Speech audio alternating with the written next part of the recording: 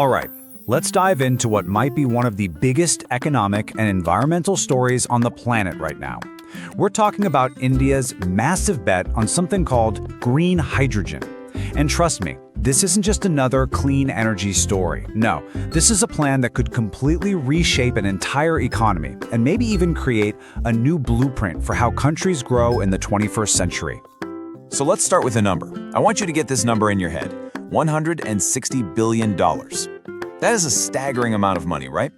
Well, that's what India shells out every single year on energy imports. It's a massive drain on their economy and, frankly, a huge vulnerability for their energy security. And get this, if nothing changes, that number is expected to double in just 15 years. And here's the second crucial number for you, 2070. This is the year India has pledged to hit net zero carbon emissions. Now, what does that mean? It means they'll remove as much carbon from the atmosphere as they emit. For a country that's growing as fast as India, with over 1 billion people, well, that is an incredibly ambitious goal. So you put those two numbers together and you can see the massive twin challenge that India is facing. How on earth do you achieve energy independence while at the same time leading the fight against climate change? It's a heck of a puzzle, and it's going to need a revolutionary new answer. And that answer, well, it might just be hydrogen. But here's the thing, and this is super important, not all hydrogen is created equal. To really get what's going on here, we first have to understand that hydrogen comes in different colors. Let's meet the hero of our story, green hydrogen. So think of it like this. You take water, right, H2O, and you run an electric current through it, a process called electrolysis, which splits it back into hydrogen and oxygen. But the key, the absolute key, is that the electricity comes from 100% clean sources, like solar and wind. That's what makes it a truly zero-carbon fuel. You see, today, almost all hydrogen is what we call gray hydrogen. It's made from fossil fuels like natural gas, and that process releases a ton of CO2. Green hydrogen, on the other hand, well, it comes from water and renewables, and its only byproduct is pure oxygen. The difference couldn't be more night and day. So, okay, green hydrogen is clean. We get that. But how can India actually make it affordable? I mean, how can it possibly compete with the cheaper, dirtier version that's already out there? Well, it turns out India has a unique advantage, kind of like a secret weapon in this whole clean energy race. Let's be real about the situation today. Green hydrogen is way more expensive to produce than gray hydrogen, no question. And the biggest chunk of that cost, we're talking 50 to 70% of it, comes from the price of the renewable electricity you need to make it. But this is where the story gets really interesting. What if that main cost driver, the price of that electricity, wasn't a weakness for India at all? What if it was actually its single greatest advantage? You see, over the last 10 years or so, India has become an absolute powerhouse in renewable energy. It now has some of the cheapest solar and wind power on the entire planet. That's the secret weapon. They can turn their biggest cost into their greatest strength.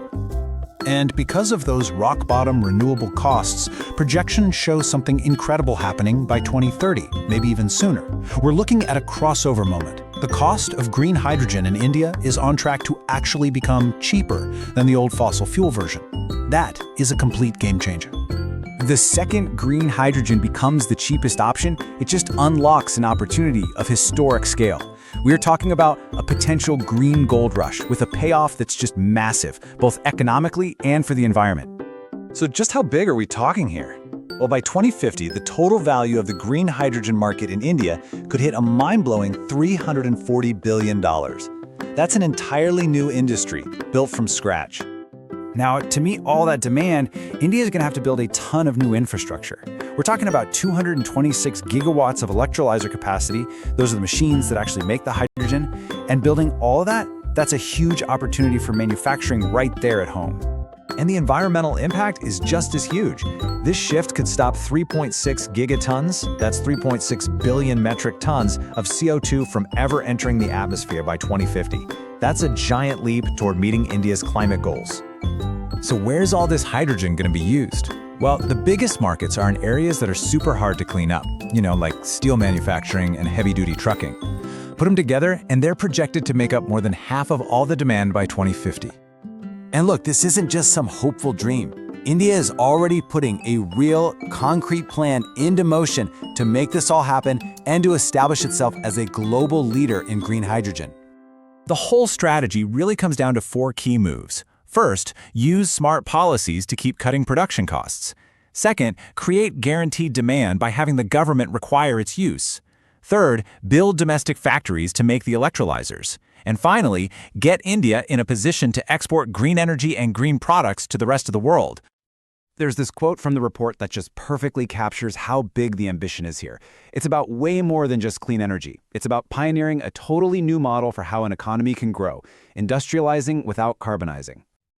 And that really leaves us with a final, powerful question, doesn't it? If India can pull this off, it won't just be securing its own energy future. It could provide a roadmap for the entire world, proving that you really can have economic growth and climate action at the same time.